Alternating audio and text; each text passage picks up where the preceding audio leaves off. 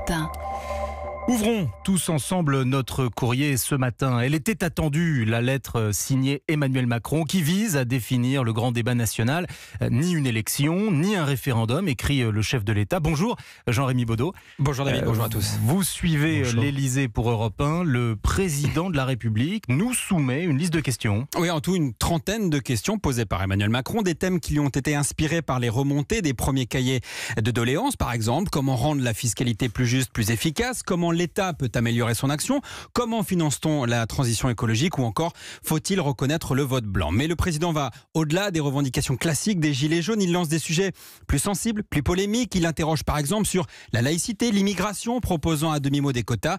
Des questions pour ouvrir le débat, pour, je cite, transformer les colères en solutions pour clarifier notre projet national et européen, écrit Emmanuel Macron. Le président trace aussi quelques lignes rouges, les réformes qui ont été votées depuis mai 2017, en particulier celle de l'impôt sur la fortune, n'ont pas vocation à être remises en cause. Restez avec nous, Jean-Rémy, pour écouter la réaction de Cédric Guémy, qui arbore un gilet jaune depuis le début de la crise. Il est l'un des porte-parole du mouvement Gilets jaunes libres. On l'écoute. Pour moi, c'est pas du tout concret. Il ne détaille pas comment va être synthétisé tout ça. Tout le monde va pouvoir s'exprimer, oui, mais comment? Est-ce que c'est par les cahiers de doléances? Certains cahiers de doléances ont déjà été remontés par les maires au préfet. Qu'est-ce qu'il en advient?